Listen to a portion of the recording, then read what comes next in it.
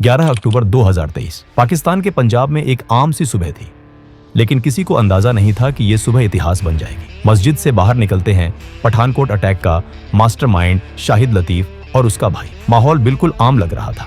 तभी अचानक बाइक पर सवार दो आदमी उनके सामने आकर रुकते हैं। बंदूकें तनी होती हैं। अगले कुछ सेकंड में जो होता है वो पूरे पाकिस्तान को हिलाकर रख देता है। जिस शख्स ने 2016 में भारत की धरती पर खून बहाया, जिसने पठानकोट एयरबेस पर हुए हमले की साजिश रची, आज वही शख्स अपने ही देश में मौत के सामने खड़ा था। शाहिद लतीफ सालों तक भारत की मोस्ट वांटेड लिस्ट में रहा, लेकिन पाकिस्तान में खुलेआम घूमता रहा। लेकिन 2023 में खेल बदल चुका था। अब तरीके बदले थे, रणनीति बदली थी और संदेश बिल्कुल साफ था। जो वार करेगा उसे जवाब मिलेगा। इस वीडियो में हम आपको बताएंगे शाहिद लतीफ की पूरी कहानी, उसके गुजरावाला से कश्मीर तक के सफर से लेकर पठानकोट हमले की प्लानिंग तक, और फिर वो खामोश ऑपरेशन जिसमें बिना सीमा पार किए भारत ने अपने सबसे बड़े दुश्मन को उसके ही घर में खत्म कर दिया। ये कहानी है बदले की, रणनीति की और नए भारत की। शाहिद लतीफ का जन्म पाकिस्तान के गुजरावाला शहर में हुआ था। उसके शुरुआती साल ज्यादा चर्चा में नहीं रहे, लेकिन 1990 के दशक की शुरुआत में जब कश्मीर में हालात बेहद तनावपूर्ण हो चुके थे, उसी दौर में शाहिद लतीफ का नाम पहली बार सुरक्षा एजेंसियों के रिकॉर्ड में दर्ज हुआ। 1993 में शाहिद लतीफ ने कश्मीर घाटी में घुसपैठ की। उस वक्त सीमा पार से आतंकवाद तेजी से बढ़ रहा था। शाहिद लतीफ कश्मीर पहुंचकर हथियारों की तस्करी करने लगा। वो पाकिस्तान से हथियार लाकर आतंकवादियों तक पहुंचाता था। सिर्फ इतना ही नहीं, वो कश्मीर के युवाओं को भी भड़काने लगा। उन्हें बड़े बड़े सपने दिखाए जाते थे, गुमराह किया जाता था और धीरे धीरे आतंक के रास्ते पर धकेला जाता था। लेकिन ये दौर ज्यादा लंबा नहीं चला। 1994 में भारतीय सुरक्षा बलों ने शाहिद लतीफ को गिरफ्तार कर लिया। उस पर आतंकवाद से जुड़े कई गंभीर आरोप लगे। जांच के बाद उसे जेल भेज दिया गया। उस वक्त किसी को अंदाजा नहीं था कि ये गिरफ्तारी उसकी कहानी का अंत नहीं, बल्कि एक नई शुरुआत बनने वाली है। भारतीय जेल में बिताए गए साल शाहिद लतीफ की जिंदगी के सबसे अहम साल साबित हुए। जेल की सलाखों के पीछे उसकी सोच और ज्यादा कट्टर होती चली गई। इसी दौरान उसकी मुलाकात मसूद अजहर से हुई। मसूद अजहर वही शख्स था जो बाद में जैश-ए-मोहम्मद नाम का खतरनाक आतंकी संगठन बनाने वाला था। जेल के अंदर दोनों के बीच नजदीकियां बढ़ी, घंटों बातचीत होती थी। यहीं से शाहिद लतीफ की आगे की राह तय होने लगी। जेल ने उसे सुधारा नहीं, बल्कि और ज्यादा खतरनाक बना दिया। 1999 में एक बड़ी घटना घटी। इंडियन एयरलाइंस की फ्लाइट IC-814 का अपहरण कर लिया गया। आतंकियों ने विमान को कंधार ले जाकर भारत सरकार पर दबाव बनाया। उनकी मांग साफ थी, मसूद अजहर और कुछ दूसरे आतंकियों को रिहा किया जाए। उस वक्त आतंकियों की जो सूची सामने आई, उसमें शाहिद लतीफ का नाम भी शामिल था, लेकिन भारत सरकार ने उसे छोड़ने से इनकार कर दिया। मसूद अजहर रिहा होकर पाकिस्तान चला गया, लेकिन शाहिद लतीफ जेल में ही रहा। करीब 16 साल तक वो भारतीय जेलों में बंद रहा। आखिरकार 2010 में सजा पूरी होने के बाद भारत सरकार ने उसे पाकिस्तान डिपोर्ट कर दिया। पाकिस्तान लौटते ही शाहिद लतीफ सीधे जैश-ए-मोहम्मद से जुड़ गया। अब वो सिर्फ एक आम सदस्य नहीं था। इतने सालों की जेल और मसूद अजहर के साथ जुड़ाव ने उसे संगठन में ऊंचा मुकाम दिला दिया।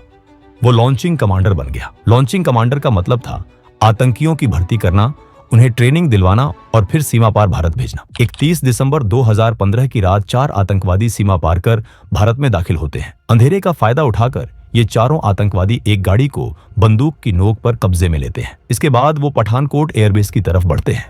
चारों आतंकवादी रात के अंधेरे और चारों तरफ फैली घास का सहारा लेकर अंदर घुसने में कामयाब हो गए। माना जाता है कि उन्होंने 11 फीट ऊंची दीवार पर चढ़ने के लिए नायलॉन की रस्सियों का इस्तेमाल किया। अंदर घुसने के बाद वो घनी झाड़ियों में छिप गए। 2 जनवरी 2016 की सुबह करीब 3:30 पर हमला शुरू हुआ। अचानक गोलियों की आवाज गूंज उठी। आतंकवादी अंधाधुंध फायरिंग करने लगे। ग्रेनेड फेंके गए। पूरा इलाका दहशत में आ गया। भारतीय सेना और आतंकवादियों के बीच ये लड़ाई करीब 80 घंटे तक चला। आखिरकार सभी आतंकवादी मारे गए, लेकिन इस ऑपरेशन में 7 भारतीय सुरक्षा कर्मियों ने अपनी जान गंवा दी। पूरा देश सन्न रह गया।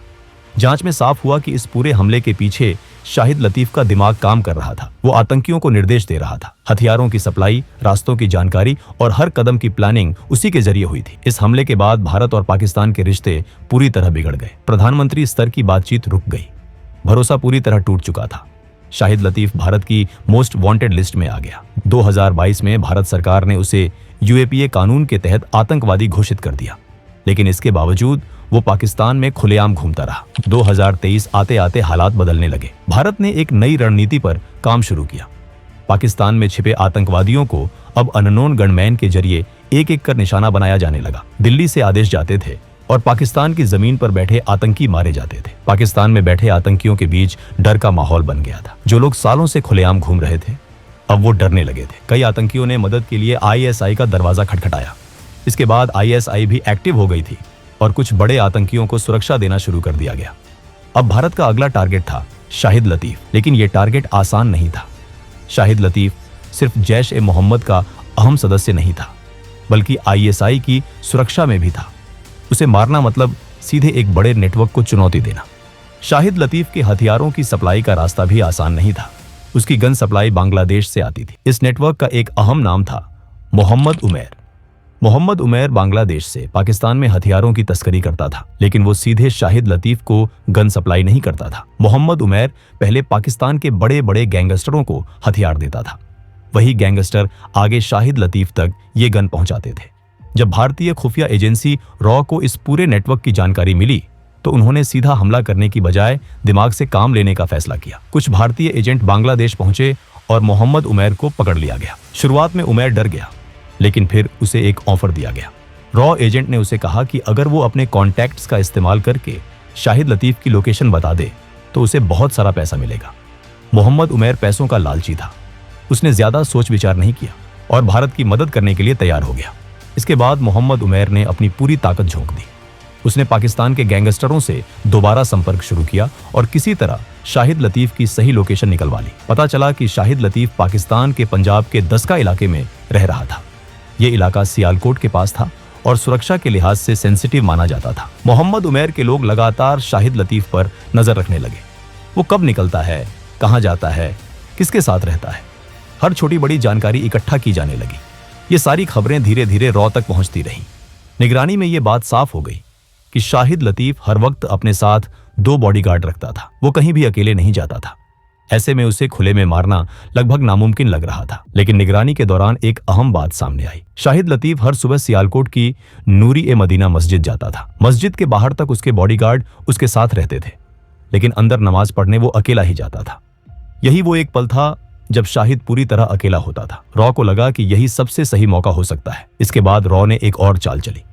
रॉ ने फैसला किया कि इस ऑपरेशन को बाहर से नहीं बल्कि अंदर से अंजाम दिया जाएगा। मोहम्मद उमैर को ही पाकिस्तान भेजने का फैसला हुआ। उसे कहा गया कि अगर उसे पैसे चाहिए तो उसे खुद इस ऑपरेशन को पूरा करना होगा। रॉ ने ऐसा क्यों किया, ये आपको आगे पता चलेगा। लेकिन मोहम्मद उमैर पैसों के लालच में आंख बंद करके सब कुछ मानने को तैयार हो गया। 8 अक्टूबर को मोहम्मद उमैर पाकिस्तान के लिए रवाना हो गया। प्लान बिल्कुल साफ था। 9 अक्टूबर को जब शाहिद लतीफ मस्जिद के पिछले दरवाजे से बाहर निकलेगा, उसी वक्त उसे गोली मार दी जाएगी। 9 अक्टूबर 2023 की सुबह 2 शूटर मस्जिद के पास पहुंच गए। दोनों मस्जिद के पिछले गेट पर खड़े थे। समय बीतता गया, लेकिन शाहिद लतीफ बाहर नहीं आया। काफी देर तक इंतजार होता रहा। तभी मोहम्मद उमैर के एक आदमी ने देखा कि शाहिद लतीफ सामने वाले गेट से अपने बॉडीगार्ड्स के साथ निकल चुका था। सामने वाले गेट पर पुलिस की तैनाती रहती थी। वहां किसी भी तरह का अटैक करना सीधा खतरे को बुलावा देना था। दरअसल उस दिन किसी वजह से मस्जिद का पिछला गेट बंद कर दिया गया था। इस एक बदलाव ने पूरा प्लान बिगाड़ दिया। 9 अक्टूबर का ऑपरेशन पूरी तरह फेल हो गया। शूटर वहां से बिना कुछ किए लौट गए। मोहम्मद उमैर घबराया हुआ था। उसे लगने लगा कि अब वो खुद खतरे में है, लेकिन भारतीय एजेंसी ने उसे शांत रहने को कहा। यह साफ कर दिया गया कि खेल अभी खत्म नहीं हुआ है। इसके बाद तारीख बदली जाती है। नई तारीख तय होती है 11 अक्टूबर 2023। इस बार प्लान और ज्यादा सावधानी से बनाया गया था, क्योंकि एक गलती पहले ही हो चुकी थी और अब दूसरी गलती की कोई गुंजाइश नहीं थी। 11 अक्टूबर की सुबह शाहिद लतीफ रोज की तरह नूरी ए मदीना मस्जिद के अंदर जाता है, लेकिन आज एक फर्क था। आज वो अकेला नहीं था, उसके साथ उसका एक भाई भी मौजूद था। मस्जिद के बाहर मोहम्मद उमैर के 2 शूटर बाइक पर सवार होकर पास ही रुकते हैं। बाइक चालू हालत में थी ताकि जरूरत पड़ते ही वहां से निकल सके। मोहम्मद उमैर ने अपने 2 और आदमियों को मस्जिद के अंदर भेज दिया था। उनका काम सिर्फ इतना था कि यह पता लगाना कि शाहिद लतीफ किस गेट से बाहर निकलेगा।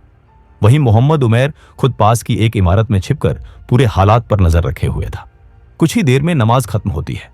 मस्जिद के अंदर मौजूद उमैर के दोनों आदमी देखते हैं कि शाहिद लतीफ और उसका भाई पीछे वाले गेट की तरफ बढ़ रहे हैं। बिना देर किए वो ये खबर बाहर खड़े दोनों शूटरों तक पहुंचा देते हैं। जैसे ही ये संकेत मिलता है, बाइक पर बैठे दोनों शूटर तेजी से मस्जिद के पिछले गेट की तरफ बढ़ जाते हैं। उसी वक्त शाहिद लतीफ और उसका भाई गेट से बाहर निकलते हैं और अपने बॉडीगार्ड्स की तरफ बढ़ने लगते हैं। अचानक बाइक पर सवार दोनों शूटर उनके सामने आ जाते हैं। बिना एक पल गवाए वो लगातार गोलियां चलाना शुरू कर देते हैं। माहौल में अफरा तफरी मच जाती है। बॉडीगार्ड भी दौड़कर उनकी तरफ आते हैं, लेकिन सब कुछ ही सेकंड में खत्म हो जाता है। शूटर लगातार फायरिंग करते हुए वहां से फरार हो जाते हैं। शाहिद लतीफ और उसके भाई को कई गोलियां लग चुकी होती हैं। दोनों वहीं जमीन पर गिर जाते हैं और कुछ ही पलों में उनकी मौत हो जाती है। इस तरह भारत का मोस्ट वांटेड आतंकवादी अपने ही देश पाकिस्तान में दिन दहाड़े मार दिया जाता है। वही शाहिद लतीफ जो सालों तक भारत के खिलाफ साजिशें रचता रहा, अब खुद एक खामोश लाश बन चुका था। शाहिद लतीफ को मारने के बाद मोहम्मद उमैर और उसके साथी तुरंत वहां से निकल जाते हैं। लेकिन अब कहानी का दूसरा हिस्सा शुरू होता है। पाकिस्तान पुलिस और ISI पहले से ही अलर्ट पर थी और अब वो पूरी ताकत से मोहम्मद उमैर के पीछे लग जाती है। असल में पाकिस्तान पहले से ही मोहम्मद उमैर को ढूंढ रही थी। उन्हें शक था कि कुछ बड़ा होने वाला है।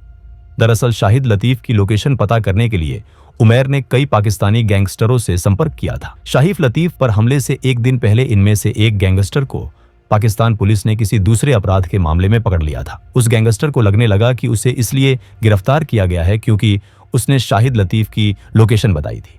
डर के मारे वो टूट जाता है और पुलिस को मोहम्मद उमैर के बारे में सब कुछ बता देता है। यहीं से पाकिस्तान पुलिस और ISI को मोहम्मद उमैर की पूरी जानकारी मिल जाती है और वो उसके पीछे पड़ जाते हैं। शाहिद लतीफ की हत्या के बाद प्लान के मुताबिक मोहम्मद उमैर और उसके आदमी लाहौर एयरपोर्ट की तरफ बढ़ते हैं। रास्ते में वो सारी जानकारी रॉ तक पहुंचा देते हैं। लेकिन यहीं पर सबसे बड़ा ट्विस्ट आता है। रॉ जानबूझकर पाकिस्तान पुलिस को मोहम्मद उमैर की लोकेशन का इनपुट दे देता है। असल में भारत ने मोहम्मद उमैर को पाकिस्तान भेजा ही इसलिए था ताकि वो पकड़ा जाए। उमैर वही आदमी था जो हथियारों की सप्लाई करता था और उन्हीं हथियारों से भारत में आतंक फैलाया जाता था। इस तरह भारत ने एक ही तीर से दो निशाने साध लिए।